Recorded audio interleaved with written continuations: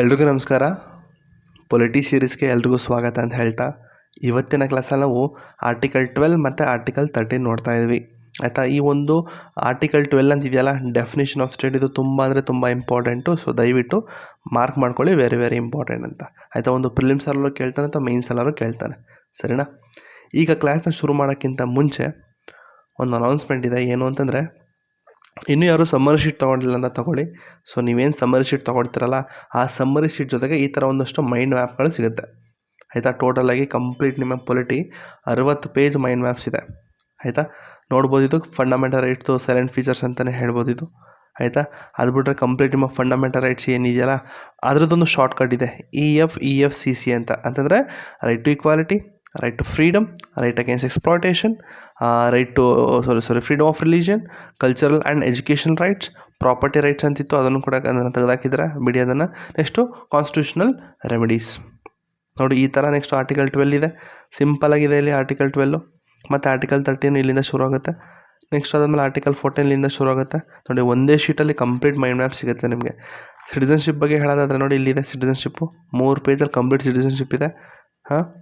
ಅದು ಬಿಟ್ಟರೆ next union and it's territory ಇದೆ. ಸೊ ಈ ಥರ ಮೈಂಡ್ ಮ್ಯಾಪ್ಸ್ಗಳು ಕಂಪ್ಲೀಟ್ ನಿಮ್ಮ ಪೊಲಿಟಿದು ಸಿಗುತ್ತೆ.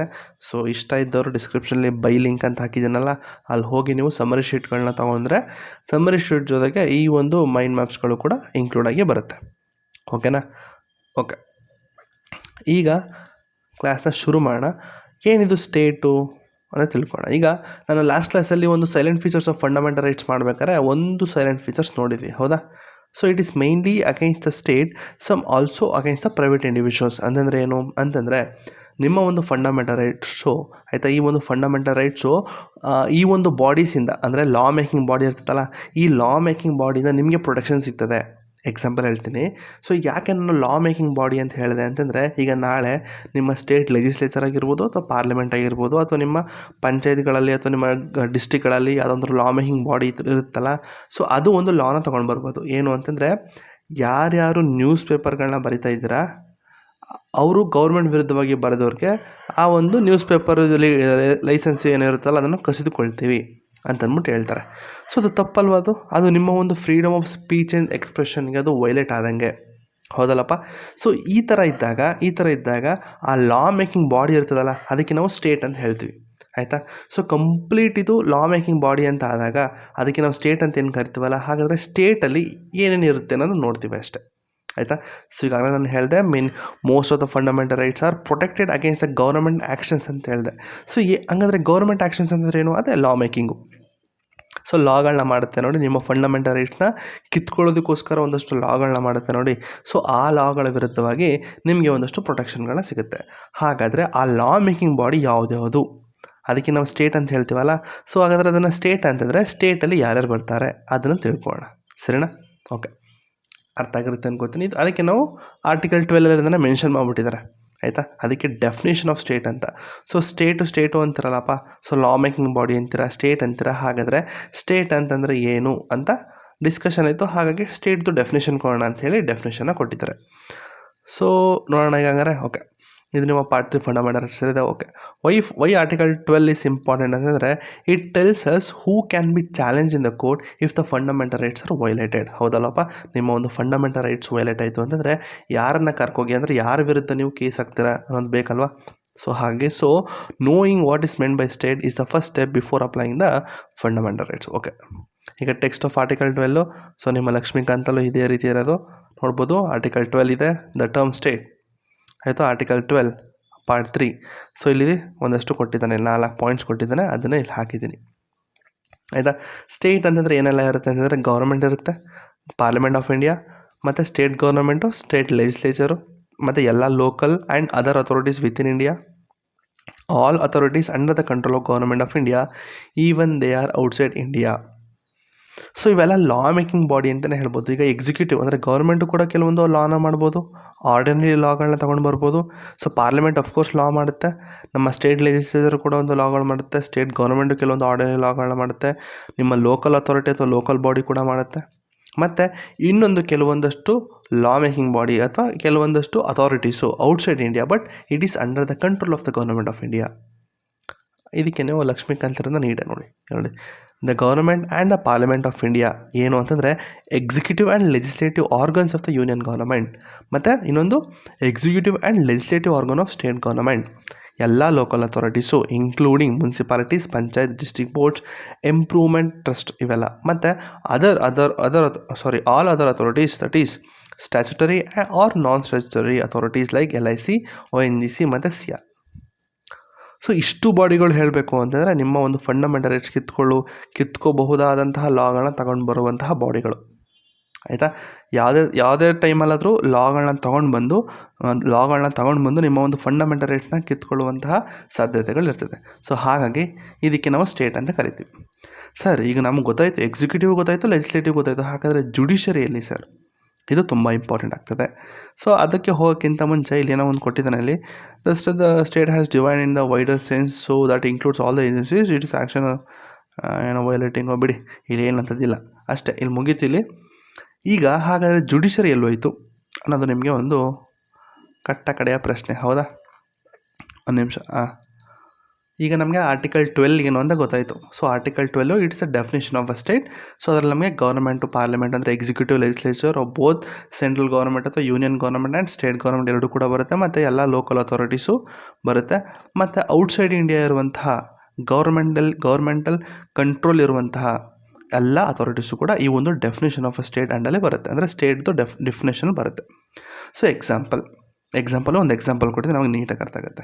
So A municipality makes rules that street vendors from a particular caste are not allowed to set up the stalls. ನೋಡಿ, so municipality ಒಂದು law ಮಾಡುತ್ತೆ, ಹೌದಲ್ವಾ? So ತನ್ನ ಲೋಕಲ್ ಅಥಾರಿಟಿ ಇರೋದ್ರಿಂದ ಅದು ಕೆಲವೊಂದು ರೂಲ್ಗಳನ್ನು ಕೂಡ ಮಾಡುತ್ತೆ. ಅದೇನು ಮಾಡುತ್ತೆ ಅಂತಂದರೆ ಸ್ಟ್ರೀಟ್ ವೆಂಡರ್ಸು, ಆಯಿತಾ, ಸೊ ಬೀದಿ ವ್ಯಾಪಾರಿಗಳಿರ್ತಾರಲ್ಲ, ಸೊ ಅದು ಕೂಡ ಪರ್ಟಿಕ್ಯುಲರ್ ಕ್ಯಾಶ್ ಯಾರು ಇರ್ತಾರಲ್ಲ, ಸೊ ಅವ್ರಿಗೆ ಅಂಗಡಿ ಇಡೋದಕ್ಕೆ ನಾವು ಅಲೋ ಮಾಡೋದಿಲ್ಲ ಅಂತ ಒಂದು ಮುನ್ಸಿಪಾಲಿಟಿ ಲಾ ಮಾಡುತ್ತೆ. ಸೊ ಇದು ತಪ್ಪಲ್ವಪ್ಪ, ಇದು ಯಾಕೆ ತಪ್ಪು ಅಂತಂದರೆ this is A discrimination based on a caste, ಹೌದಲ್ಲ, ಅವನು ಜಾತಿಯಿಂದ ಭೇದ, ಸೊ ಜಾತಿ ಭೇದ ಆಗ್ತಾಯಿದೆ. It violates article 14 and article 15, ಹೌದಲ್ಲಪ್ಪ. ಒಂದು ಆರ್ಟಿಕಲ್ 14, ಆರ್ಟಿಕಲ್ 15 ಹೇಳ್ತೀನಿ ಅಂದರೆ equality before law and prohibition of discrimination ಹೇಳ್ಕೊಡ್ತೀನಿ ಅದನ್ನು ಕೂಡ. ಸೊ ಹಾಗಾದರೆ ಇದನ್ನು ರೂಲ್ ಮಾಡಿದವರು ಯಾರು ಅಂದರೆ ಇದು ಆ್ಯಕ್ಚುಲಿ ಲಾ ಮಾಡಿದ್ಯಾರು ಮುನ್ಸಿಪಾಲಿಟಿ ಮಾಡ್ತು. ಸೊ ಅದು ಕೂಡ ಒಂದು ಲೋಕಲ್ ಅಥಾರಿಟಿ, ಅದರ it is covered under state in article 12. So article 12 ಅಂಡರ್ಲಿ ಬರುವಂತಹ ಎಲ್ಲ ಬಾಡಿಗಳೇನೇನಿದೆಯಲ್ಲ ಅದಕ್ಕೆ ನಾವು ಸ್ಟೇಟ್ ಅಂತ ಕರಿತೀವಿ, ಹೌದಲ್ವಾ? ಅರ್ಥ ಆಗಿರುತ್ತೆ ಅನ್ಕೋತೀನಿ. ಆ municipality it's A local authority, so it is covered under the state in article 12. So ಈ ಮುನ್ಸಿಪಾಲಿಟಿ ಅನ್ನೋದು ಆರ್ಟಿಕಲ್ 12 ಅಂಡರ್ಲಿ ಬರುತ್ತೆ, ಅದಲ್ಪ ನೋಡಿದ್ವಲ್ಲಪ್ಪ, ಎಲ್ಲ ಲೋಕಲ್ ಅಥಾರಿಟಿ ಅಂತ ನೋಡಿದ್ವಿ ಅಲ್ವ ಇಲ್ಲಿ. ನೋಡಿ, all local and other authorities within India ಅಂತ ನೋಡಿದ್ವಿ. ಹಾಗಾದರೆ ಮುನ್ಸಿಪಾಲಿಟೀಸ್ ಕೂಡ ಈ ಒಂದು ಆರ್ಟಿಕಲ್ 12 ಅಂಡರ್ಲಿ ಬರುತ್ತೆ ಅಲ್ವಪ್ಪ? ಓಕೆ, ಬರುತ್ತೆ. ಹಾಗಾದರೆ ನೀವೇನು ಮಾಡ್ಬೋದು ನೋಡಿ, ವಾಟ್ ಯು ಕ್ಯಾನ್ ಡೂ, ನೀವೇನು ಮಾಡ್ಬೋದು ಅಂತಂದರೆ you can go to the high court as per article 226 or Supreme Court as per article 32 and say my fundamental rights have been violated by the state. ನೋಡಿ, state ಅಂದ ತಕ್ಷಣ ಬರೀ ಒಂದೇ body ಬರಲ್ಲ, ಬರೀ ಸ್ಟೇಟ್ ಅಂದ ತಕ್ಷಣ ಬರೀ ರಾಜ್ಯ ಅಂತ ಬರಲ್ಲ. So it also includes a centre, union ಕೂಡ ಬರುತ್ತೆ, ಲೋಕಲ್ ಅಥಾರಿಟಿ ಕೂಡ ಬರುತ್ತೆ, plus other authorities under the government of India, outside India ಅದು ಕೂಡ ಬರುತ್ತೆ. ಸೊ ನೀವೇನು ಮಾಡ್ಬೋದು ಅಂತಂದರೆ ಆ ಥರ ಏನಾದರೂ ಡಿಸ್ಕ್ರಿಮಿನೇಷನ್ ಆಯಿತು ಅಂತಂದರೆ you can go to the high court or supreme court and you can say my fundamental rights have been violated by the state. ಹಾಗಾದರೆ ಸ್ಟೇಟ್ ಏನು ಅಂತ ಗೊತ್ತಾಯ್ತಲ್ಲಪ್ಪ ನಿಮಗೆ. ಓಕೆ, ಇನ್ನೊಂದು ಎಕ್ಸಾಂಪಲ್ ನೋಡೋಣ. ಈಗ ಇನ್ನೊಂದು ಎಕ್ಸಾಂಪಲ್ ಸಿಚುವೇಷನ್ ಏನು ಅಂತಂದರೆ A private coaching institution expel a student for supporting a political party. ಯಾವುದೋ ಒಂದು ಪ್ರೈವೇಟ್ ಸ್ಕೂಲ್ ಇದೆಯಲ್ಲ, ಸ್ಕೂಲ ಒಂದು ಕೋಚಿಂಗ್ ಇನ್ಸ್ಟಿಟ್ಯೂಟ್ ಇತ್ತು. ಸೊ ಅಲ್ಲಿ ಒಬ್ಬ ಸ್ಟೂಡೆಂಟು ಒಂದು ಪೊಲಿಟಿಕಲ್ ಪಾರ್ಟಿಗೆ ಸಪೋರ್ಟ್ ಮಾಡ್ತಾ ಇದೆ ಅಂತ ಅಂದ್ಬಿಟ್ಟು ಅವನ್ನ ಆ ಒಂದು ಕಾಲೇಜಿಂದ ಹೊರಗಾಕಿರ್ತಾರೆ, ಆಯಿತಾ. So next why you can directly file an fundamental rights case. Okay, so ಇಲ್ಲಿ ನೀವು ಯಾಕೆ ಕೇಸ್ ಹಾಕೋದಕ್ಕಾಗಲ್ಲ? ನೋಡಿ, ನಾವಿಲ್ಲೆಲ್ಲ ನೋಡಿದ್ದು ಕಂಪ್ಲೀಟಾಗಿ ಡೆಫಿನೇಷನ್ ಆಫ್ ಅ ಸ್ಟೇಟ್ ಅಂತಂದಾಗ ಇಲ್ಲಿ ನೋಡ್ಬೋದು, ಇಲ್ಲಿ ಕಂಪ್ಲೀಟ್ ಗೌರ್ಮೆಂಟ್ ಇದೆ, ಇಲ್ಲಿ ಲೋಕಲ್ ಕೂಡ ನಿಮ್ಮ ಗೌರ್ಮೆಂಟ್ ಅಂಡರಲ್ಲೇ ಬರುತ್ತೆ. ನೋಡಿ, ಇನ್ನೊಂದು ಅದರ್ ಅಥಾರಿಟೀಸ್ ಅಥವಾ all authorities under the control of government of India even if they are outside India. So ಎಲ್ಲ ಅಂದರೆ ಸ್ಟೇಟ್ ಅಂತಂದರೆ ಕಂಪ್ಲೀಟ್ಲಿ ಇದು ಗೌರ್ಮೆಂಟ್ ಬಾಡಿ ಆಗಿರುತ್ತೆ. ಸೊ ಇಲ್ಲಿ ಪ್ರೈವೇಟ್ ಬಾಡಿ ಬರೋದಕ್ಕೆ ಸಾಧ್ಯ ಇಲ್ಲ. ಆಯಿತಾ. ಸೊ ಪ್ರೈವೇಟ್ ಬಾಡಿಯೂ ಕೂಡ ಇದೆ, ಕೆಲವೊಂದು ಆರ್ಟಿಕಲ್ಸ್ ಏನಾದ್ರು ವೈಲೇಟ್ ಮಾಡ್ತು ಅಂದರೆ ಅವ್ರ ಮೇಲೂ ಕೂಡ ನೀವು ಕೇಸ್ ಹಾಕ್ಬೋದು. ಎಕ್ಸಾಂಪಲ್ ನಿಮ್ಮ ಆರ್ಟಿಕಲ್ 17 ಅಥವಾ ಆರ್ಟಿಕಲ್ 14. ಸೊ ಇಂಥ ಒಂದಷ್ಟು ಆರ್ಟಿಕಲ್ಸಲ್ಲಿ ನಿಮಗೆ ಅಂದರೆ ಈ ಥರ ಒಂದಷ್ಟು ಸಿಚುವೇಷನ್ಗಳಲ್ಲಿ ನಿಮ್ಗೆ ಏನಾದ್ರು ಡಿಸ್ಕ್ರಿಮಿನೇಷನ್ ಮಾಡೋದಾಗಿರ್ಬೋದು, ಈಕ್ವಾಲಿಟಿ ಏನಾದ್ರು ಇದು ಮಾಡಲಿಲ್ಲ ಅಂತ ಅನ್ನೋದಾಗಿರ್ಬೋದು. ಸೊ ಆ ಥರ ಮಾಡಿದಾಗ ನೀವು ಪ್ರೈವೇಟ್ ಇಂಡಿವಿಜುವಲ್ ಮೇಲೂ ಕೂಡ ಅಥವಾ ಪ್ರೈವೇಟ್ ಇನ್ಸ್ಟಿಟ್ಯೂಟ್ ಮೇಲೂ ಕೂಡ ನೀವು ಕೇಸನ್ನು ಹಾಕ್ಬೋದು. ಆದರೆ ನಮ್ಮ ಎಕ್ಸಾಂಪಲ್ ಏನಾಗಿದೆ, ಈ ಒಂದು ಎಕ್ಸಾಂಪಲ್ ಪ್ರಕಾರ ಯಾರೊಬ್ಬ ಸ್ಟೂಡೆಂಟು ಒಂದು ಪೊಲಿಟಿಕಲ್ ಪಾರ್ಟಿನ ಸಪೋರ್ಟ್ ಮಾಡ್ತಾ ಇದ್ದಾರೆ ಅಂದ್ಬಿಟ್ಟು ನನ್ನ ತೆಗೆದಾಕಿದ್ದಾರೆ. ಸೊ ಇಲ್ಲಿ ನೀವು ಯಾವುದೇ ಕಾರಣಕ್ಕೂ ಕೇಸ್ ಹಾಕೋದಕ್ಕಾಗಲ್ಲ. ಯಾಕಂದರೆ ಆ ಇನ್ಸ್ಟಿಟ್ಯೂಟು ಸ್ಟೇಟ್ ಅಂಡರ್ಲಿ ಬರಲ್ಲ. ಅಂಡರ್ ಆರ್ಟಿಕಲ್ 12 ಎಲ್ಲಾದರೂ ನಾನು ಪ್ರೈವೇಟ್ ಬಾಡಿ ಅಂತ ಏನಾದ್ರು ಮೆನ್ಷನ್ ಮಾಡಿದ್ದೀನ? ಇಲ್ಲ, ಕಂಪ್ಲೀಟ್ಲಿ ಅದು ಗೌರ್ಮೆಂಟ್ ಬಾಡಿ. ಹಾಗಾಗಿ ನೀವು ಇಲ್ಲಿ ಹೋಗಿ ನನ್ನ ಫಂಡಮೆಂಟಲ್ ರೈಟ್ಸು ಅಂದರೆ ಈ ಪ್ರೈವೇಟ್ ಇನ್ಸ್ಟಿಟ್ಯೂಷನಿಂದ ನನ್ನ ಒಂದು ಫಂಡಮೆಂಟಲ್ ರೈಟ್ಸು ವೈಲೇಟ್ ಆಗಿದೆ ಅಂತ ಹೇಳಿ ನೀವು ಯಾವುದೇ ಕಾರಣಕ್ಕೂ case ಹಾಕೋದಕ್ಕಾಗೋದಿಲ್ಲ.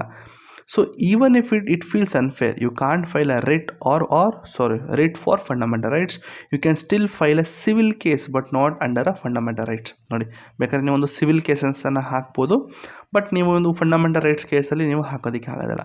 So A private body is not a state under article 12 unless it performs a public function under the government control. So ಹಾಗಾಗಿ you cannot directly use the fundamental rights to challenge it in court.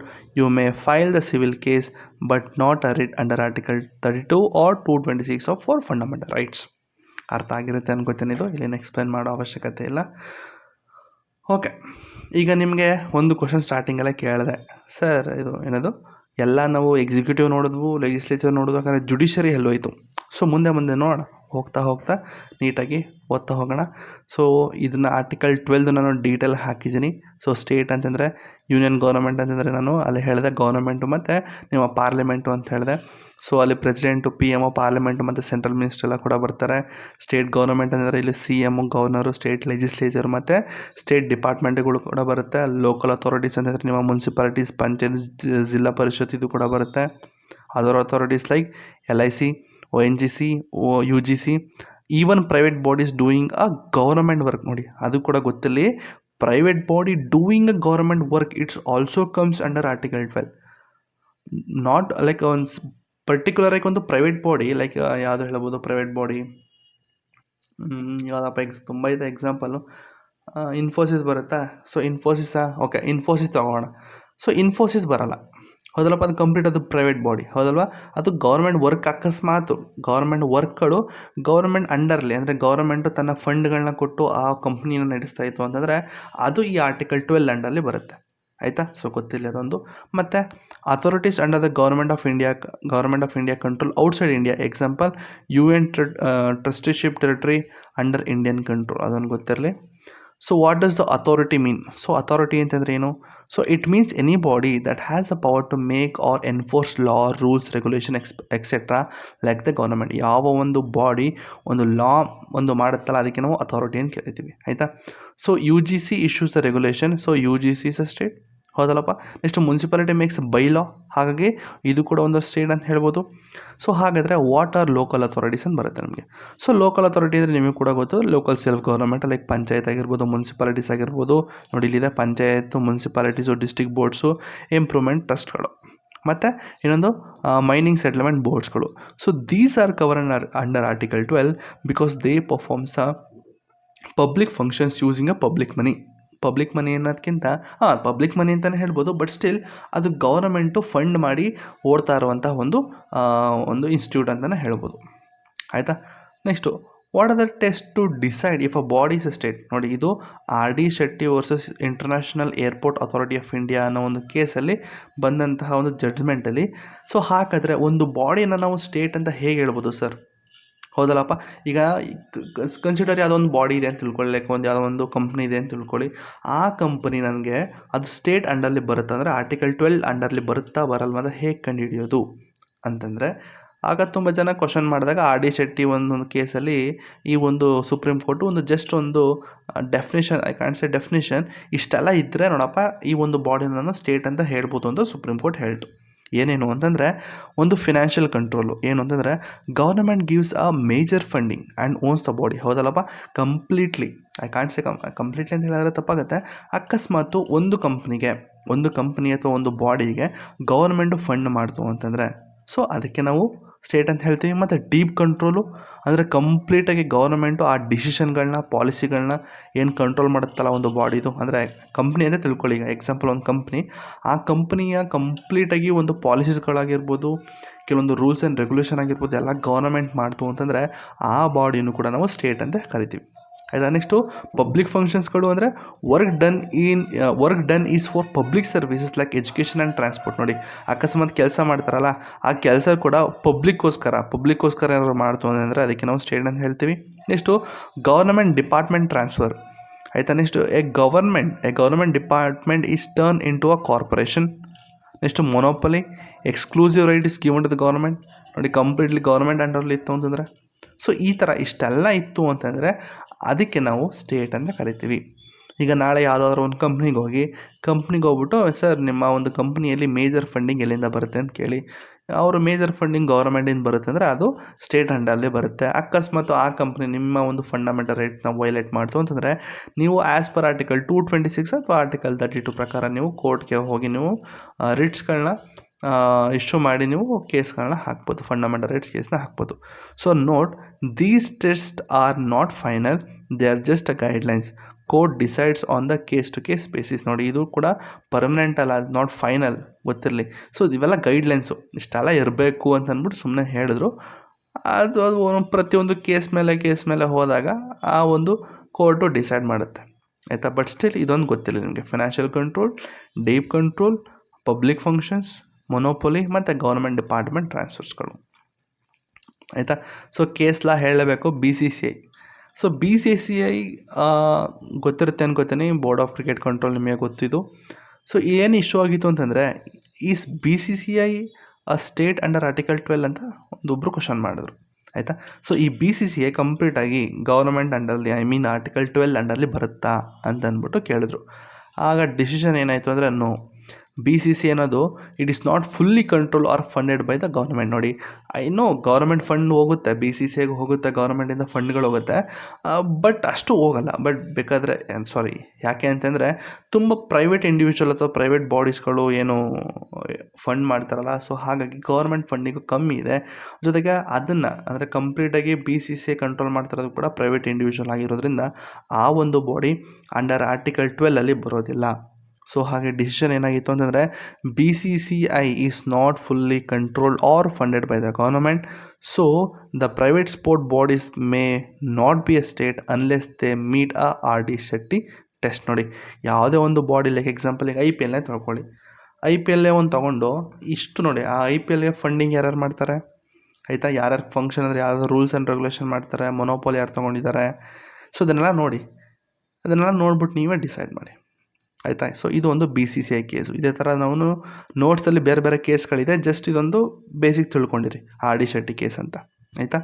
Okay, ಹಾಗಾದರೆ ಈಗೆಲ್ಲ sir ನೀವು ಕಂಪ್ಲೀಟಾಗಿ ಹೇಳಿದ್ರಿ, executive ಹೇಳಿದ್ರಿ, parliament ಬಗ್ಗೆನೂ ಹೇಳಿದ್ರಿ, but judiciary ಈ ಒಂದು ಸ್ಟೇಟ್ ಅಂಡರ್ಲಿ ಬರುತ್ತಾ, ಆರ್ಟಿಕಲ್ 12 ಅಂಡರ್ಲಿ ಬರುತ್ತಾ ಅಂತಂದರೆ, ಎಸ್ ಬರುತ್ತೆ, ಆದರೆ ಕಂಪ್ಲೀಟ್ ಆಗಲ್ಲ. ಅಂದರೆ ಹೇಳ್ತೀನಿ ಯಾವುದಾದ್ರು ಬರುತ್ತೆ, ಯಾವುದಾದ್ರು ಬರಲ್ಲ ಅಂತ ಹೇಳ್ತೀನಿ. So yes, but with conditions. According to the Supreme Court in AR Antulai versus RS Nayak 1988 ಕೇಸಲ್ಲಿ ಏನಾಯಿತು ಅಂತಂದರೆ, ಜುಡಿಷರಿನ ಅಂಡರ್ ಆರ್ಟಿಕಲ್ 12 ಅಂಡರ್ಲಿ ಇಡಬಹುದಾ, ಅಂದರೆ ಆರ್ಟಿಕಲ್ 12 ಅಂಡರ್ಲಿ ಅದನ್ನು ನಾವು ಸ್ಟೇಟ್ ಅಂತ ಕರಿಬಹುದಾ ಅಂತಂದ್ಬಿಟ್ಟು ಒಂದು ಕೇಸ್ ಆಯಿತು.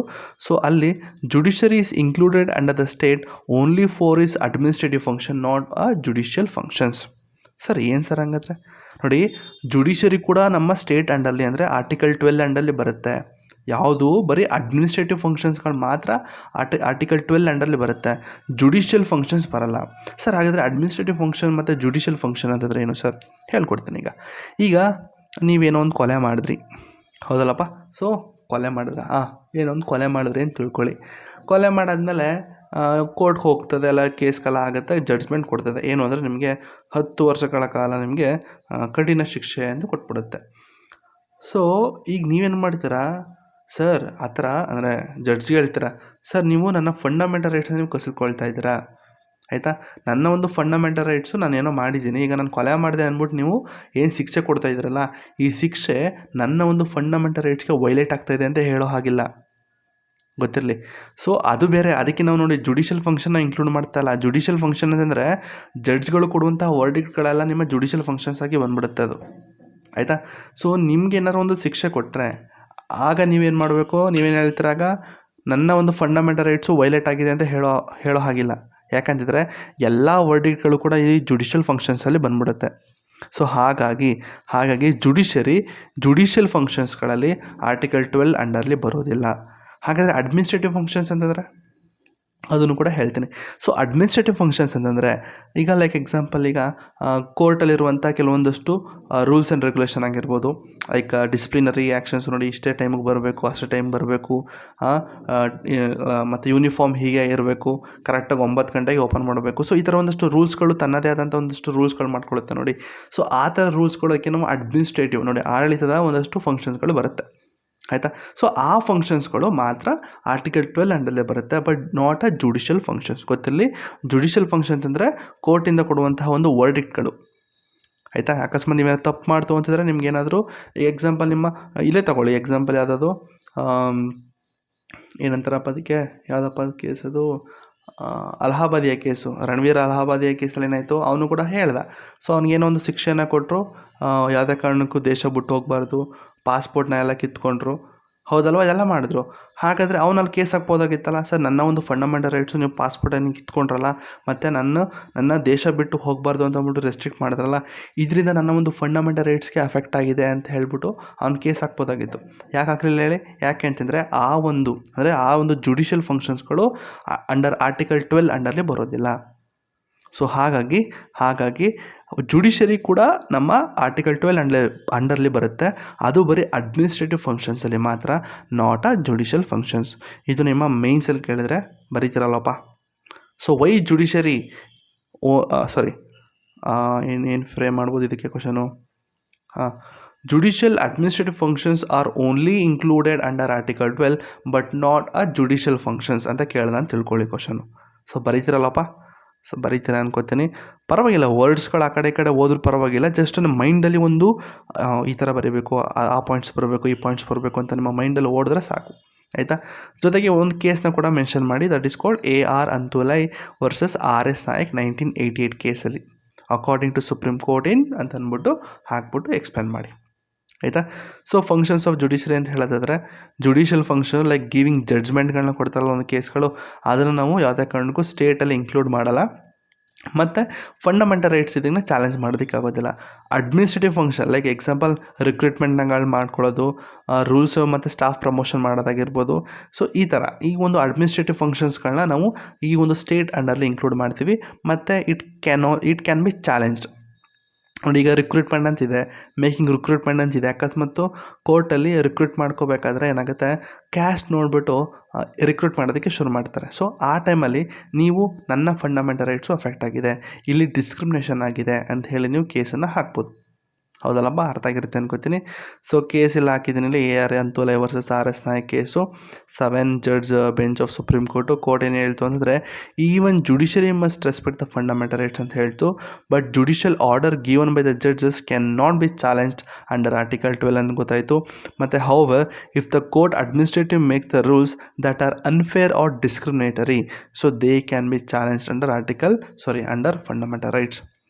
ಸೊ ಸಿಂಪಲ್ ಒಂದು ಎಕ್ಸಾಂಪಲ್ ಹಾಕಿದ್ದೀನಿ.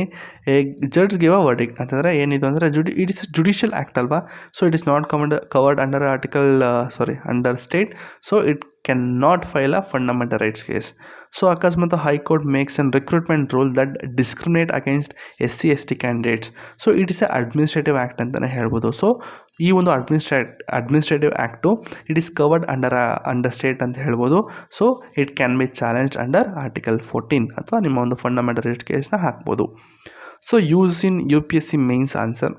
ಸೊ ನೀವೇನಂತ ಹಾಕ್ಬೋದು ಅಂದರೆ, although judiciary is not a traditionally consider as a state, but the supreme court in AR Antulay versus RS Nayak clarifies that court are included under Article 12 only in their administrative capacity, not while performing the judicial functions. ನೋಡಿ, ಈ 3 line ಹಾಕ್ಬಿಟ್ರೆ complete answer ನೀವು explain ಮಾಡಬಹುದು, ಹೌದಲ್ಲಪ್ಪ. Okay, next, what is authorities under the control of government of India? Outside India ಅಂತಿದೆ. So area outside India but under the Indian ಕಂಟ್ರೋಲ್ಗೆ ನಾವೇನಂತೀವಿ authorities outside India ಅಂತ ಕರಿತೀವಿ. So like example UN trust territories also falls under the state. So even inhabitants there can claim fundamental rights. Example ಹಾಕಿಲ್ವಲ್ಲಿ ಬಿಡಿ, ಆಯಿತು. So UPSC extra point ಹಾಕಿದ್ದೀನಿ. So ಗೊತ್ತಿರಲಿ ನಿಮಗೆ ಏನು ಅಂತ. RD ಶೆಟ್ಟಿ ಕೇಸು ಲ್ಯಾಂಡ್ಮಾರ್ಕು ಗೊತ್ತಿರಲಿ. ಅದು ಬಿಟ್ಟರೆ MCQs ಸಾಲ್ವ್ ಮಾಡ್ತಾರೆ ಈಗ. ಆನ್ಸರ್ಸು ಇಲ್ಲೇ ಇದೆಯಾ? ಅಯ್ಯೋ ಹೋಗ್ಬಿಡಿ, ಆಯಿತು.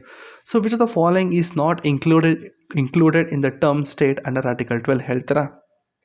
ಒಂದು ಪಾರ್ಲಿಮೆಂಟ್ ಇದೆ, ಓಕೆ. ಮುನ್ಸಿಪಾಲಿಟೀಸ್ ಕೂಡ ಇದೆ, ಓಕೆ. ಪ್ರೆಸಿಡೆಂಟು ಇದೆ, ಅದು ಕೂಡ okay. But supreme court, so supreme court ನೋಡಿ ವೈಲ್ ಗಿವಿಂಗ್ ಜಡ್ಜ್ಮೆಂಟ್ ಅಂತಿದೆ. ಅಕಸ್ಮಾತು ಬರೀ ಸುಪ್ರೀಂ ಕೋರ್ಟ್ ಕೇಳಿದ್ರು ಸ್ವಲ್ಪ ತಪ್ಪಾಗುತ್ತೆ. ಯಾಕಂತಂದರೆ ಆ ಸುಪ್ರೀಂ ಕೋರ್ಟಲ್ಲಿ ಪಕ್ಕದಲ್ಲಿ ಏನಾದರೂ ಕೊಟ್ಟಿಲ್ಲ ಅಂತಂದರೆ ಆ ಕಂಪ್ಲೀಟ್ ಸ್ಟೇಟ್ಮೆಂಟೇ ತಪ್ಪಾಗುತ್ತೆ. ಸುಪ್ರೀಂ ಕೋರ್ಟ್ ಪಕ್ಕದಲ್ಲಿ ಅಕಸ್ಮಾತ್ ಅಡ್ಮಿನಿಸ್ಟ್ರೇಟಿವ್ ಅಂತ ಕೊಟ್ಟಾಗ ಅದು ಕರೆಕ್ಟ್ ಆಗುತ್ತೆ. ಇಲ್ಲಿ ಜಡ್ಜ್ಮೆಂಟ್ ಅಂತ ಕೇಳಿದ್ದಾನೆ. ಸೊ ಹಾಗಾಗಿ ಈ ಜಡ್ಜ್ಮೆಂಟ್ ಅಥವಾ ಈ ಒಂದು ಜುಡಿಷಿಯಲ್ ಆ್ಯಕ್ಟ್ಗಳೇನು ಬರ್ತಾವಲ್ಲ, ಸೊ ಅವೆಲ್ಲ ನಿಮ್ಮ ಸ್ಟೇಟ್ ಅಂಡಲ್ಲಿ ಬರೋದಿಲ್ಲ. ಹಾಗಾಗಿ option C is the wrong answer. Next, which case laid down the test to determine whether the body is a state under the article 12. ಯಾವುದಪ್ಪ ಕೇಸ್ ಅದು? RD ಶೆಟ್ಟಿ ಕೇಸ್ ಅಲ್ಲಪ್ಪ. ಕೇಶವಾನಂದ ಭಾರತಿ ಕೇಸು ಅಲ್ಲ, AP ಗೋಪಾಲನ್ ಕೇಸು ಅಲ್ಲ, Indira Gandhi case ಅಲ್ಲ, RD Shetty case. ಆಯಿತಾ? ಒಂದಷ್ಟು summary points ಹಾಕಿದ್ದೀನಿ, ನೋಡ್ಕೊಳ್ಳಿದ್ದಾನೆ. ಆಯಿತಾ? ಸೊ ಇಷ್ಟು ಬಂದು ನಿಮ್ಮ ಆರ್ಟಿಕಲ್ 12. ಈ ಆರ್ಟಿಕಲ್ 12 ಮೇಲೆ ಏನೇ ಕ್ವಶನ್ ಕೇಳಿದ್ರು ಬರೀತೀರ ಅನ್ನೋ ನನಗೆ ಕಾನ್ಫಿಡೆನ್ಸ್ ಇದೆ ನಿಮ್ಮ ಮೇಲೆ. ಸೊ ಹಾಗಾಗಿ ಅದೇ ಖುಷಿಲಿ ನಾನು ನೆಕ್ಸ್ಟ್ ಆರ್ಟಿಕಲ್ಗೆ ಹೋಗ್ತೀನಿ. ದಟ್ ಈಸ್ ನೋಡಿ, ಸ್ವಲ್ಪ ಡೀಟೇಲಾಗಿ ನಾನು ಇಲ್ಲಿ ಹಾಕಿದ್ದೀನಿ. ಈಸ್ ಜುಡಿಷರಿ ಆ part of a state under article 12 of the Indian constitution ಅಂತ ಅಂದ್ಬಿಟ್ಟು ಸಪ್ರೇಟಾಗಿ ಒಂದು ಬ್ಲಾಗ್ನ ಬರೆದ್ಬಿಟ್ಟು ನಾನು ನೋಟ್ಸ್ ಥರ ಮಾಡಿ ಹಾಕಿದ್ದೀನಿ. ಟೈಮ್ ಸಿಕ್ತು ಅಂದರೆ ಓದಿ, ಆಯಿತಾ? ಸೊ ನಾನು ಸದ್ಯಕ್ಕೆ ಅದನ್ನು ಸ್ಕಿಪ್ ಮಾಡಿ ಆರ್ಟಿಕಲ್ 12ನ ನಾನು ನೋಡ್ತೀನಿ. ಆರ್ಟಿಕಲ್ 13 ನೋಡೋಣ ಈಗ. ಸೊ ಆರ್ಟಿಕಲ್ 13 ಅಂತಂದರೆ ಏನು ಅದನ್ನು ನೋಡೋಣ ಈಗ. ಏನು ಗುರು ಆ್ಯಡ್ಸು ಹಿಂಗೆ ಓಡ್ತಾಯಿದ್ದು ನನ್ನ ವೆಬ್ಸೈಟಲ್ಲಿ. ಓಕೆ, ಆರ್ಟಿಕಲ್ 13 ನೋಡೋಣ ಈಗ ಹಾಗಾದರೆ.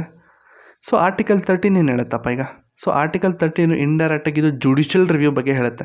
ಸೊ ಸಿಂಪಲಾಗಿ ಬರ್ಕೊಳ್ಳಿ ಬೇಕಾದ್ರೆ ಇಲ್ಲೇ ನೀವು ಆರ್ಟಿಕಲ್ 13 ಓದಿದ್ರು ಪರವಾಗಿಲ್ಲ. ಪಕ್ಕದಲ್ಲಿ ಲಾ ಇನ್ಕನ್ಸಿಸ್ಟೆಂಟ್ ವಿತ್ ಫಂಡಮೆಂಟಲ್ ರೈಟ್ಸ್ ಅಂತಿದೆಯಲ್ಲ, ಅದ್ರ ಪಕ್ಕದಲ್ಲಿ ಒಂದು ಬಾರಿಂಗ್ ಎಳೆದ್ಬಿಟ್ಟು ಜುಡಿಷಿಯಲ್ ರಿವ್ಯೂ ಅಂತ ಹಾಕೊಳ್ಳಿ. ಅಂತಂದರೆ ಸುಪ್ರೀಂ ಕೋರ್ಟ್ಗೆ ಮತ್ತು ಹೈಕೋರ್ಟ್ಗೆ ಎಲ್ಲ ಥರದ ಪವರ್ ಇದೆ. ಅಕಸ್ಮಾತು ಯಾವುದಾದ್ರೂ ಒಂದು ಲಾ ಫಂಡಮೆಂಟಲ್ ರೈಟ್ಸ್ಗೆ ಅಫೆಕ್ಟ್ ಮಾಡ್ತಾ ಇದೆ ಅಂತಂದರೆ, ಯಾವುದಾದ್ರೂ ಒಂದು ಲಾ ಫಂಡಮೆಂಟಲ್ ರೈಟ್ಸ್ಗೆ ಅಫೆಕ್ಟ್ ಮಾಡುತ್ತೆ ಅಂದರೆ ಅದಕ್ಕೆ ನಾವು ಏನಂತೀವಿ? ಅನ್ಕಾನ್ಸ್ಟಿಟ್ಯೂಷನಲ್ ಅಂತ ಹೇಳ್ತೀವಿ, ಹೌದಲ್ಲಪ್ಪ? ಸೊ ಅದನ್ನು ಅನ್ಕಾನ್ಸ್ಟಿಟ್ಯೂಷನ್ ಅಂತ ಹೇಳಿ ಅದನ್ನು, ಅಥವಾ ಇನ್ವ್ಯಾಲಿಡ್ ಅಂತ ಹೇಳಿ ಅದನ್ನು ಟೇಕ್ ಡೌನ್ ಮಾಡುತ್ತೆ. ಸೊ ಅದೇ ಕಂಪ್ಲೀಟ್ ಆರ್ಟಿಕಲ್ 13. ಸೊ ಅದನ್ನು ನಾವು ಡೀಟೇಲಾಗಿ ಡಿಸ್ಕಸ್ ಮಾಡೋಣ ಏನು ಅಂತ ಸಿಂಪಲ್ಲಾಗಿ, ಆಯಿತಾ? ಸೊ ಜಾಸ್ತಿ ಒತ್ತನ್ನು ಕೊಟ್ಟು ಹೋಗೋದು ಬೇಡ. ಆರ್ಟಿಕಲ್ 13 ಸಿಂಪಲಾಗಿ ಜುಡಿಷಿಯಲ್ ರಿವ್ಯೂ ಅಷ್ಟೇ, ಆಯಿತಾ?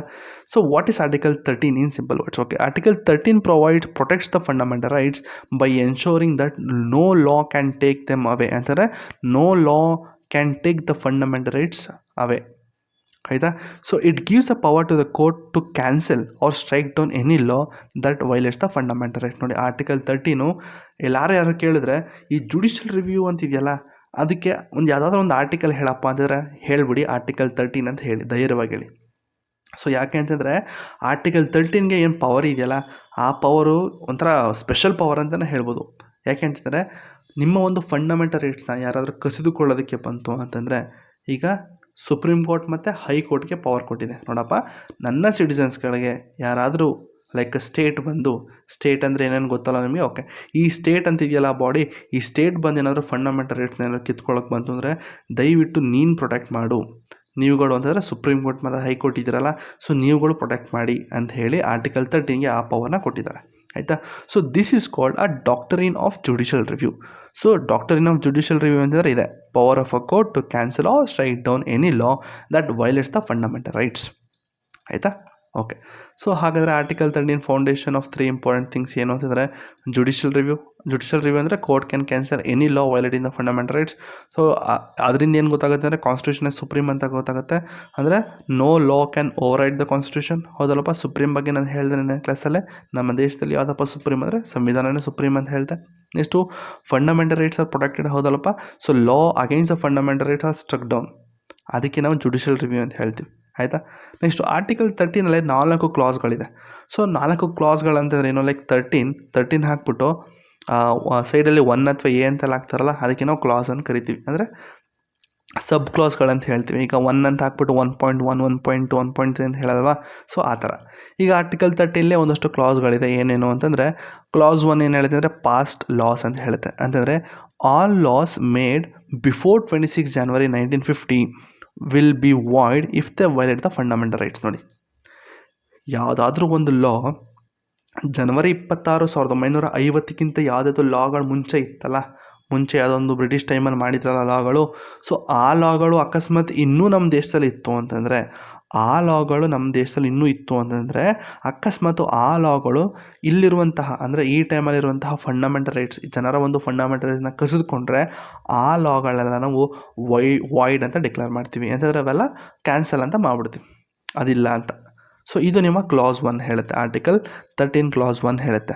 ನೆಕ್ಸ್ಟು ಆರ್ಟಿಕಲ್ 13 ಕ್ಲಾಸ್ 2 ಏನು ಹೇಳುತ್ತೆ ಅಂತಂದರೆ the state can not make any new law that takes away R reduces a fundamental rights if it does that law become a void. ನೋಡಿ, ಅಕಸ್ಮಾತ್ ಲಾ ಯಾವುದೇ ಕಾರಣಕ್ಕೂ ಫಂಡಮೆಂಟಲ್ ರೈಟ್ಸ್ಗೆ ವಿರುದ್ಧವಾಗಿ, ನಮ್ಮ ಒಂದು ಫಂಡಮೆಂಟಲ್ ರೈಟ್ಸ್ಗೆ ವಿರುದ್ಧವಾಗಿ ಲಾಗಳನ್ನ ಮಾಡಬಾರ್ದು. ಯಾವುದು? State should not make any law ಅಥವಾ any new law that take away or it can override the fundamental rights. So ಯಾವುದಾದ್ರೂ ಒಂದು ಲಾ ನಿಮ್ಮ ಒಂದು ಫಂಡಮೆಂಟಲ್ ರೈಟ್ಸ್ ಏನಾದರೂ ವೈಲೇಟ್ ಮಾಡ್ತಾ ಇದೆ ಅಂತಂದರೆ, ಅಂದರೆ ಇದು ನೋಡಿ, ಕ್ಲಾಸ್ 1 ಏನು ಹೇಳುತ್ತೆ ಅಂದರೆ ಹಳೆ ಲಾಗಳು, ಕ್ಲಾಸ್ 2 ಏನು ಹೇಳುತ್ತೆ ಅಂದರೆ ಅಪ್ಕಮಿಂಗ್, ಮುಂದೆ ಏನಾದ್ರು ಸ್ಟೇಟ್ಗಳು ಮಾಡ್ತೀನಿ ಅಂತ ಹೊರಡಿಸಿದ್ರೆ ಅವೆಲ್ಲ ವಾಯ್ಡ್ ಅಂತ ಡಿಕ್ಲೇರ್ ಆಗುತ್ತೆ. ಎಕ್ಸಾಂಪಲ್ ಕೂಡ ಹಾಕಿದ್ದೀನಿ. So new law says only rich people can vote ಅಂತ ಹಾಕ್ತು ಅಂದರೆ, so this violate article 14. So the court can strike it down using article 13 clause 2. ಹೌದಲ್ಲಪ್ಪ? ಸೊ ನೆಕ್ಸ್ಟ್ ಕ್ಲಾಸ್ 3 ಏನು ಹೇಳುತ್ತೆ ಅಂತಂದರೆ ವಾಟ್ ಇಸ್ ಲಾ ಅಂತ ಹೇಳುತ್ತೆ. ಸೊ ವೈಡ್ ಮೀನಿಂಗ್ ಲಾ ಅಂತಂದರೆ ಏನು ಅನ್ನೋದೆಲ್ಲ ಹೇಳ್ಕೊಡುತ್ತೆ. So law includes many thing, not just act pass by the parliament. So law ಅಂತಂದರೆ ಪಾರ್ಲಿಮೆಂಟ್ ಓಡಿಸುವಂತಹ ಆ್ಯಕ್ಟ್ಗಳು ಮಾತ್ರ ಅಲ್ಲ, ಲಾ ಅಂತಂದರೆ ತುಂಬ ಇದೆ. ಸೊ ಏನೇನು ಅಂತಂದರೆ ಒಂದು ಪರ್ಮನೆಂಟ್ ಲಾ ಅಂತಿದೆ, ಟೆಂಪ್ರರಿ ಲಾ ಅಂತಿದೆ, ಡೆಲಿಗೇಟೆಡ್ ಲಾ ಅಂತಿದೆ, ಮತ್ತು ಕಸ್ಟಮ್ ಆ್ಯಂಡ್ ಯೂಸೇಜಸ್ ಅಂತಿದೆ. ಏನು ನೋಡಿ, ಈಗ ಪರ್ಮನೆಂಟ್ ಲಾ ಅಂತಂದರೆ IPC ಸೆಕ್ಷನ್ಸ್ಗಳು ಇರ್ತಾವಲ್ಲಪ್ಪ, RTI ಆ್ಯಕ್ಟ್ಗಳು, IPC ಇವೆಲ್ಲ ಪರ್ಮನೆಂಟ್ ಲಾಗಳು. ಸೊ ಟೆಂಪ್ರರಿ ಲಾಗಳು ಅಂತ ಹೇಳೋದಾದರೆ ಆರ್ಡಿನೆನ್ಸು, ಸೊ ನಮ್ಮ ಪ್ರೆಸಿಡೆಂಟ್ ಹೊರಡಿಸುವಂತಹ ಆರ್ಡಿನೆನ್ಸ್ ಆಗಿರ್ಬೋದು. ನೆಕ್ಸ್ಟು ಡೆಲಿಗೇಟೆಡ್ ಲಾ ಅಂತ ಹೇಳಿದ್ರೆ ರೂಲ್ಸು, ನೋಟಿಫಿಕೇಷನು, ಬೈಲಾಗಳು, ಅಂದರೆ ನಿಮ್ಮ ಮುನ್ಸಿಪಾಲಿಟೀಸ್ ಆಗಿರ್ಬೋದು, ನಿಮ್ಮ ಪಂಚಾಯತ್ಗಳಿಂದ ಒಂದಷ್ಟು ರೂಲ್ಸ್ ಆ್ಯಂಡ್ ರೆಗ್ಯುಲೇಷನ್ ಬರ್ತವೆ ನೋಡಿ, ಅಥವಾ ಡಿಸ್ಟ್ರಿಕ್ಟ್ ಬೋರ್ಡ್ಗಳಿಂದ ಬರುವಂಥದ್ದು, ಅಥವಾ ನಿಮ್ಮ ಜಿಲ್ಲಾ ಪರಿಷತ್ಗಳದ್ದು. ಸೊ ಅದಕ್ಕೆ ನಾವು ರೂಲ್ಸು, ನೋಟಿಫಿಕೇಷನ್ ಮತ್ತು ಬೈಲಾಸ್ ಅಂತ ಹೇಳ್ತೀವಿ, ಆಯಿತಾ. ಮತ್ತು ಕಸ್ಟಮ್ ಆ್ಯಂಡ್ ಯೂಸೇಜ್ ಹೇಳೋದಾದರೆ traditional practices having force of law. ಅಂದರೆ ಟ್ರೆಡಿಷನಲ್ ಪ್ರಾಕ್ಟೀಸ್ಗಳು ಅಂತಂದರೆ ನೋಡಿ, ಎಕ್ಸಾಂಪಲ್ ನಿಮ್ಮ ಶಬರಿಮಲ ಕೇಸ್ ತೊಗೊಳ್ಳಿ, ಇಲ್ಲಿ ಹಾಕಿದೆ ನೋಡಿ, ಇಲ್ಲೇ ಹಾಕ್ಬಿಟ್ಟಿದ್ದೀನಿ ಶಬರಿಮಲ ಕೇಸು. ಸೊ ಈ ಟ್ರೆಡಿಷನ್ ಪ್ರಾಕ್ಟೀಸಸ್ ಹೇಳೋದಾದ್ರೆ ಶಬರಿಮಲ ಕೇಸಲ್ಲಿ ಏನಾಗಿತ್ತು ಅಂತಂದರೆ ಹೆಣ್ಮಕ್ಳು ಕೆಲವೊಂದು ಏಜ್ ಟೈಮಲ್ಲಿ ಯಾವುದೇ ಕಾರಣಕ್ಕೂ ಎಂಟ್ರ್ ಆಗಬಾರ್ದು ಅಂತ ಏನೋ ಇತ್ತಲ್ವಪ್ಪ. ಸೊ ಅಲ್ವಾ, ಕಂಪ್ಲೀಟ್ ವುಮೆನಾ? ಓಕೆ. ಸೊ ವುಮೆನ್ಸ್ ಯಾವುದೇ ಕಾರಣಕ್ಕೂ ಈ ಒಂದು ದೇವಸ್ಥಾನಕ್ಕೆ ಎಂಟ್ರ್ ಆಗಬಾರ್ದು ಅಂತಿತ್ತು. ಸೊ ಇದರಿಂದ ಏನಾಯಿತು ಅಂತಂದರೆ ಇವೆಲ್ಲ ಟ್ರೆಡಿಷನ್ ತುಂಬ ಕಾಲದಿಂದ ಫಾಲೋ ಮಾಡ್ಕೊಂಬಂದಿದ್ದಾರೆ. ಓಕೆ. ಸೊ ಈ ಒಂದು ಟ್ರೆಡಿಷನ್ನು ಕೂಡ ನಿಮ್ಮ ಒಂದು ಫಂಡಮೆಂಟಲ್ ರೈಟ್ಸ್ನ ಕಿತ್ಕೊಳ್ಳೋದಕ್ಕೆ ಬಂತು ಅಂತಂದರೆ ಆ ಒಂದು ಟ್ರೆಡಿಷನ್ನು ಕೂಡ ಕ್ಯಾನ್ಸಲ್ ಮಾಡುವಂಥ ಪವರ್ ನಮ್ಮ ಸಂವಿಧಾನಕ್ಕಿದೆ. ಹೌದಲ್ಲಪ್ಪ?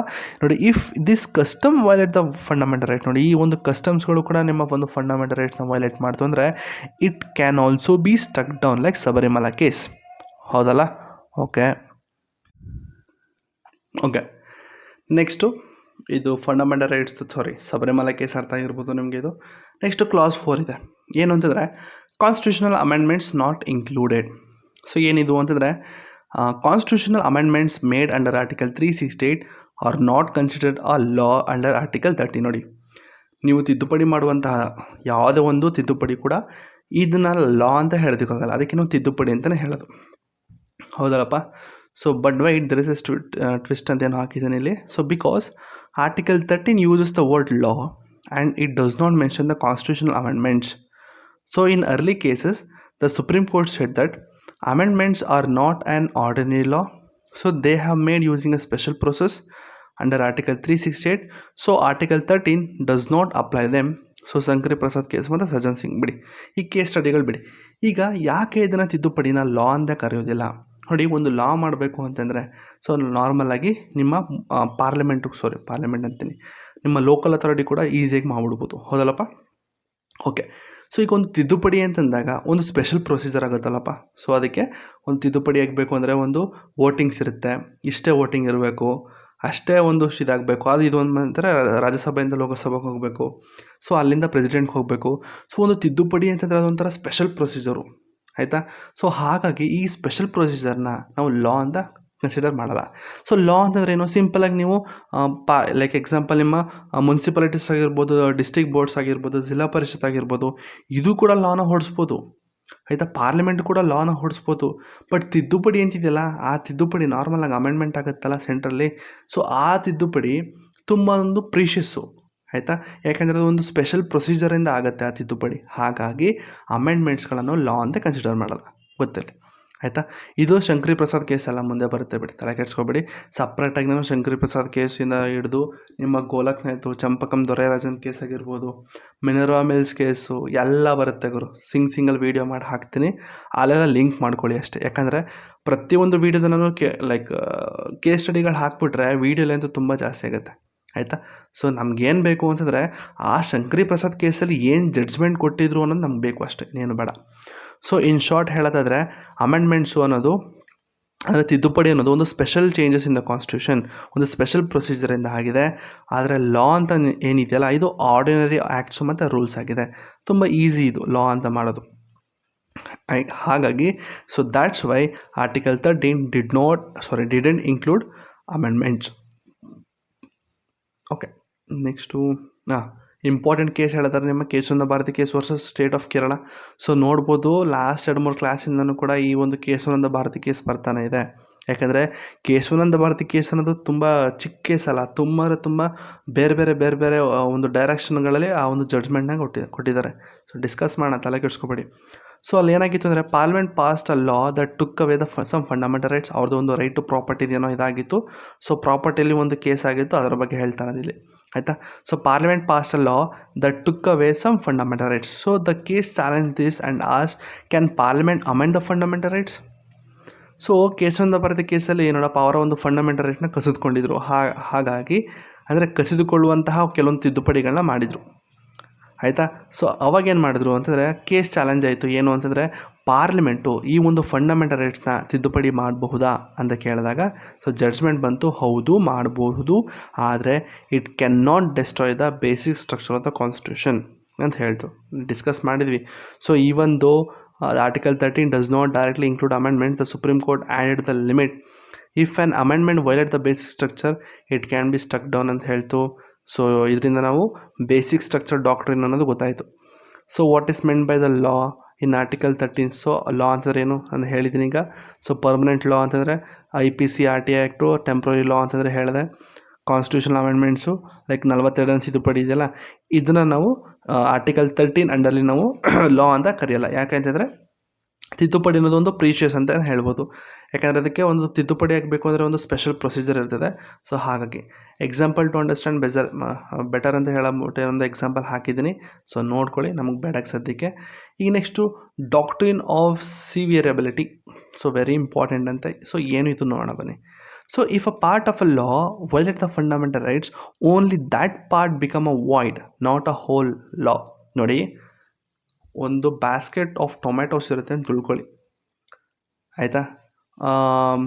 ಅಲ್ಲೇನಾಗುತ್ತೆ ಅಂತಂದರೆ ಯಾವುದೋ ಒಂದು ಟೊಮೊಟೊ ಕೊಳ್ತೋಗಿರುತ್ತೆ. ಸೊ ನೀವೇನು ಮಾಡ್ತೀರಾ, ಆ ಬ್ಯಾಸ್ಕೆಟ್ ಪೂರ್ತಿ ಎಸ್ಬಿಡ್ತೀರಾ? ಇಲ್ಲ, ಆ ಕೊಳ್ತೋಗಿರೋ ಟೊಮೊಟೊ ಮಾತ್ರ ಎಸಿತೀರ.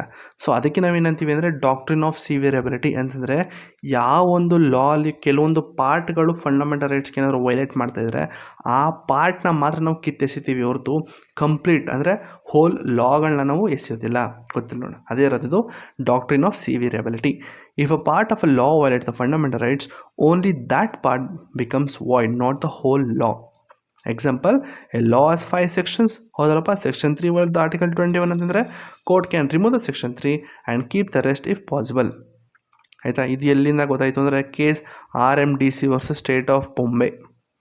ಸೊ ಅಲ್ಲಿ ಕೊಟ್ಟಂತಹ ಒಂದು ಜಡ್ಜ್ಮೆಂಟ್ ಇದು, ಆಯಿತಾ. ಸೊ ಬೇರೆ ಏನೋ ಹಾಕಿದ್ದೀನಿ ನೋಡ್ಕೊಳ್ಳಿ.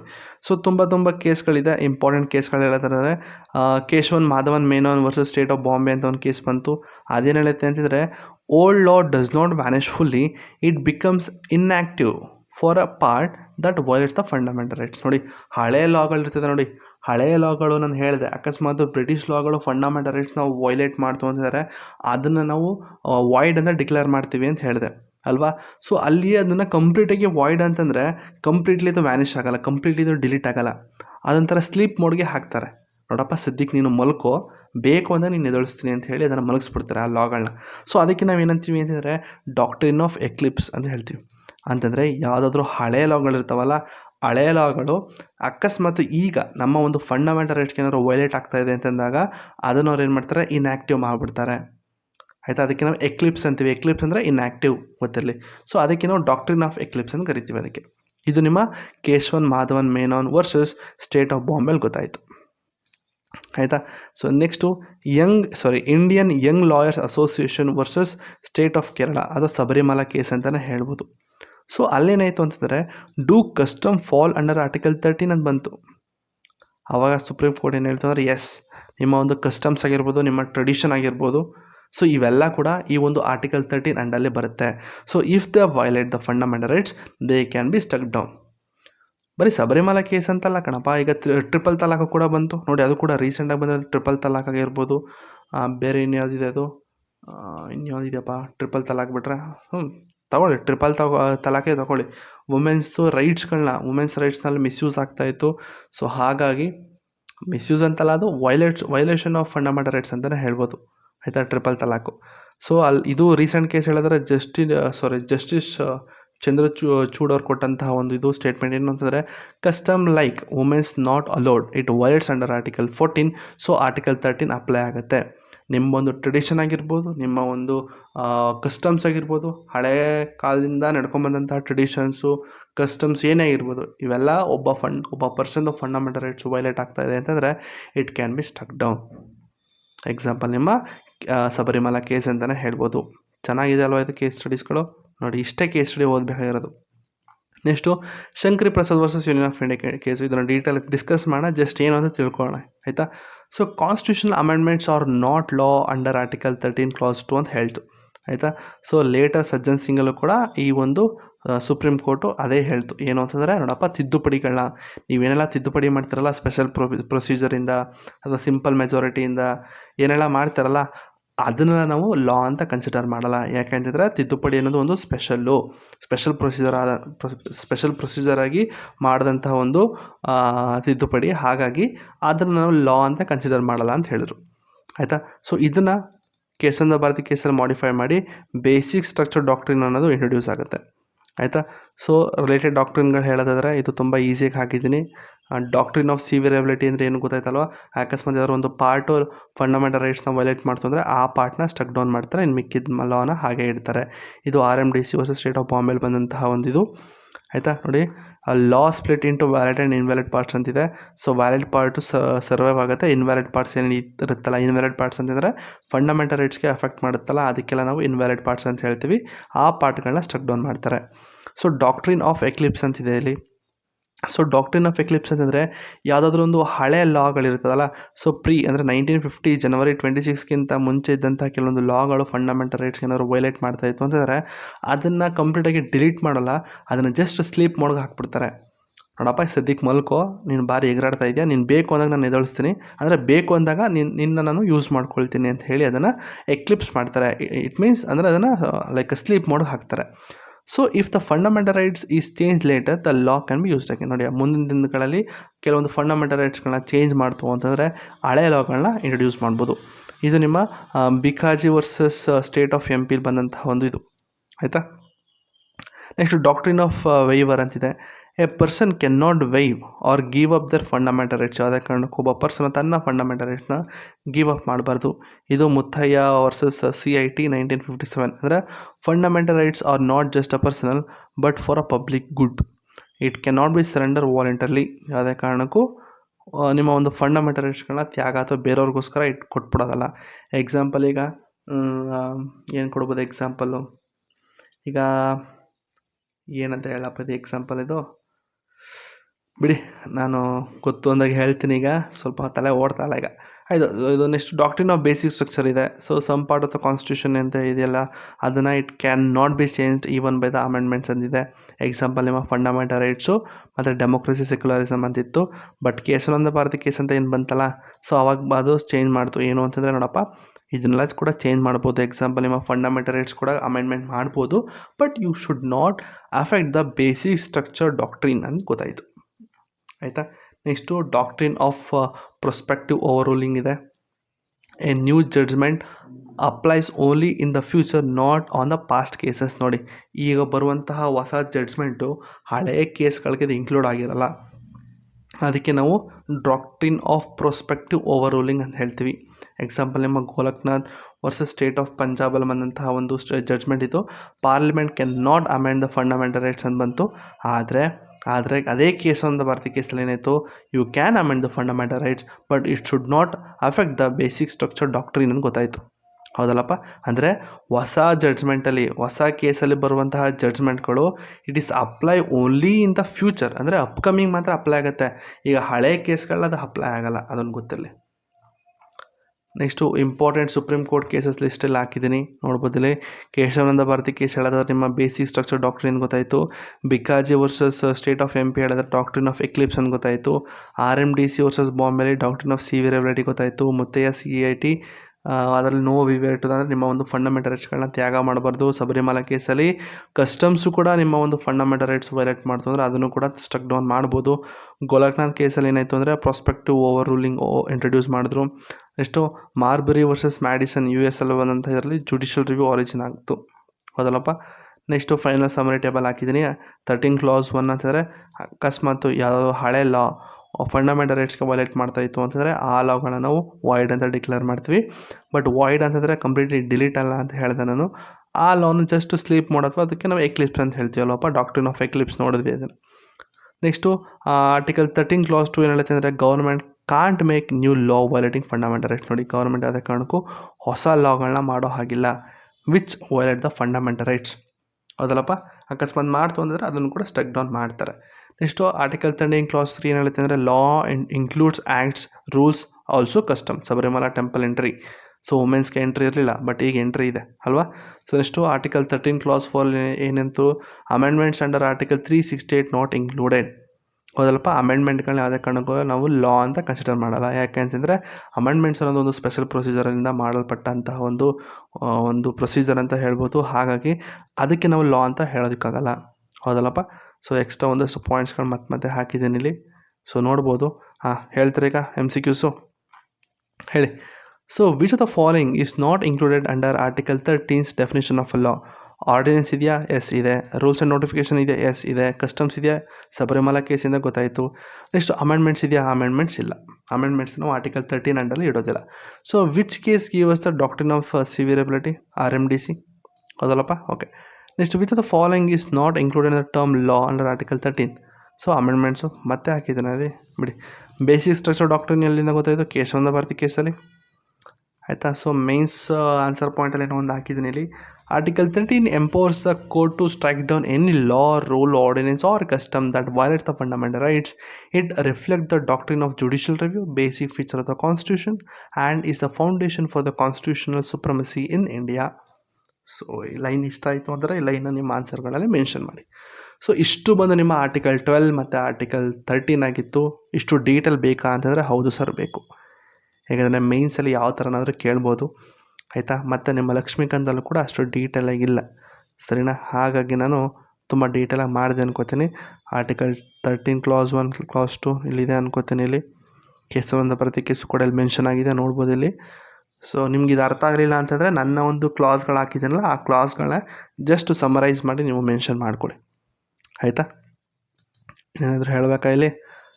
ನೆಕ್ಸ್ಟ್ ಕ್ಲಾಸಲ್ಲಿ ನಾನು ಆರ್ಟಿಕಲ್ 14 ಹಿಡಿದು ಆರ್ಟಿಕಲ್ 18ವರೆಗೂ ಮುಗಿಸೋಣ, ಸರಿನಾ. ಅದು ಕೂಡ ತುಂಬ ಈಸಿ ಇದೆ.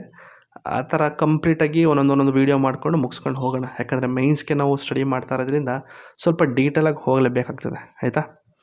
ಸೊ ಇನ್ನು ಯಾರು ಸಮ್ಮರಿ ಶೀಟ್ ತೊಗೊಂಡಿಲ್ಲ ಅಂದರೆ ತೊಗೊಳ್ಳಿ. ಕ್ಲಾಸ್ ಇಷ್ಟ ಆಯಿತು ಅಂದರೆ ಲೈಕ್ ಮಾಡಿ, ಸಬ್ಸ್ಕ್ರೈಬ್ ಮಾಡ್ಕೊಳ್ಳಿ, ಬೇರೆ ಫ್ರೆಂಡ್ಸು ಕೂಡ ಶೇರ್ ಮಾಡಿ ಅಂತ ಹೇಳ್ತಾ ಇನ್ನೊಂದು ಹೇಳಬೇಕು, ನೀವು ಅಕಸ್ಮಾತ್ ಲಕ್ಷ್ಮೀಕಾಂತ್ ಓದ್ತಾ ಇತ್ತು ಅಂತಂದರೆ ನಿಮ್ಮೊಂದು ಟೆಕ್ಸ್ಟ್ ಬುಕ್ ಕೆಳಗಡೆ ಇಲ್ಲಿ 2 ಅಂತ ಹಾಕ್ಬಿಟ್ಟು ಕೇಶವಾನಂದ ಭಾರತಿ ಕೇಸ್ ಅಂತ ಕೇಳಿರ್ತಾನೆ. ಸೊ ಏನಿದು ಅರ್ಥ ಅಂತಂದರೆ ಇಲ್ಲಿ 2 ಅಂತಿದೆಯಲ್ಲಪ್ಪ, ಇಲ್ಲಿ 2 ಎಲ್ಲಿದೆ ನೋಡಿ, ಫಸ್ಟ್ ಇಲ್ಲಿ 2 ಎಲ್ಲಿದೆ, ಇಲ್ಲಿದೆ ನೋಡಿ 2, ಕೇಶವಾನಂದ ಭಾರತಿ ಕೇಸ್ ನೋಡಿ. ಇಲ್ಲಿ ಒಂದ್ರ ಮೇಲ್ಗಡೆ ಸ್ಕ್ವೇರು ಕ್ಯೂಬ್ ಅಂತೆಲ್ಲ ಹಾಕಿರ್ತಾರೆ ನೋಡಿ. ಸೊ ಆ ಥರ ಇದರಲ್ಲಿ ನೀವು ಕೇಸ್ ಸ್ಟಡಿಗಳನ್ನ ಓದಬೇಕು ಇಲ್ಲಿ. ಎಕ್ಸಾಂಪಲಿಗೆ ನೋಡ್ಬೋದು ಇಲ್ಲಿ ಇಲ್ಲೊಂದೇನೋ ಕೊಟ್ಟಿದ್ದಾನೆ, ಇಲ್ಲಿ ಯಾವುದಾದ್ರು ಎವಿಡೈಸಿ ಇಲ್ಲಲ್ಲ, ಇಲ್ಲಿ ಕೆಲವೊಂದಷ್ಟು ಕೇಸ್ ಸ್ಟಡಿಗಳನ್ನ ಕೆಳಗಡೆ ಕೊಟ್ಟಿರ್ತಾನೆ ನೋಡಿ, ಆಯಿತಾ. ಇಲ್ಲಿ ಕೆಳಗಡೆ ಕೊಟ್ಟಿರ್ತಾನೆ, ನಂಬರ್ಸ್ ಹಾಕ್ಬಿಟ್ಟು ಕೊಟ್ಟಿದ್ದಾನೆ ನೋಡಿ, 6 ಅಂತ ಹಾಕ್ಬಿಟ್ಟು ಇಲ್ಲ ಕೊಟ್ಟಿದ್ದಾನೆ. ಸೊ 6 ಅನ್ನೋದು ಎಲ್ಲಿದೆ ಅಂತ ನೋಡಿ, ಅಲ್ಲಿ ಹೋಗ್ಬಿಟ್ಟು ಅಲ್ಲೇನು ಅಂತ ಓದ್ಕೊಳ್ಳಿ ಅಷ್ಟೇ. ಕೆಳಗಡೆ ಅಂತಂದರೆ ನಿಮ್ಮ ಲಕ್ಷ್ಮೀಕಾಂತ್ ಕೆಳಗಡೆ ಕೊಟ್ಟು ನೋಡಿ, ಇಲ್ಲಿ ಇಂದ್ರಸಾನಿ ಕೇಸ್ ಅಂತಿದ್ದಾರೆ ಹಾಕಿದಾರಲ್ಲಿ 8 ಅಂತ ಕೊಟ್ಬಿಟ್ಟು ಹಾಕಿದಾರಲ್ಲಿ. ಸೊ 8 ಎಲ್ಲಿದೆ, ಇಲ್ಲಿದೆ ನೋಡಿ ಇಂದ್ರಸಾನಿ ಕೇಸ್. ಕಂಪ್ಲೀಟಾಗಿ ಇಂದ್ರಸಾನಿ ಕೇಸ್ ಓದ್ಕೋಬೇಕು. ಈ ಥರ ಕೆಳಗಡೆ ಕೆಲವೊಂದು ಕೇಸ್ ಸ್ಟಡಿಗಳನ್ನ ಹಂಗೆ ಮೆನ್ಷನ್ ಮಾಡ್ತಾನೆ. ಸೊ ಟೈಮ್ ಸಿಕ್ತು ಅಂದರೆ ಆ ಕೇಸ್ ಸ್ಟಡಿಗಳನ್ನ ನೀವು ಡೀಟೇಲಾಗಿ ನೋಡ್ಕೊಳ್ಳಿ ಅಂತ ಹೇಳ್ತಾ, ಅಷ್ಟೇನಿಲ್ಲ. ಸಮ್ಮರಿ ಶೀಟ್ಸು ನೋಟ್ಸ್ ಬೇಕು ಅಂದರೆ ಯಾವ್ದಾದ್ರು ಸಬ್ಜೆಕ್ಟ್ ತೆಗೆದರೂ ಕೂಡ ಡಿಸ್ಕ್ರಿಪ್ಷನ್ ಲಿಂಕ್ ಇದೆ, ಅಲ್ಲಿ ಹೋಗಿ ಮೆಸೇಜ್ ಹಾಕಿ ಬೈ ಮಾಡಿ, ಸರಿನಾ? ಓಕೆ, ಸೊ ನೆಕ್ಸ್ಟ್ ಕ್ಲಾಸಲ್ಲಿ ಸಿಗ್ತೀನಿ ಅಂತ ಹೇಳ್ತಾ ಈ ಕ್ಲಾಸ್ನ ಇಲ್ಲಕ್ಕೆ ನಿಲ್ಲಿಸ್ತಾ ಇದ್ದೀನಿ. Thank you.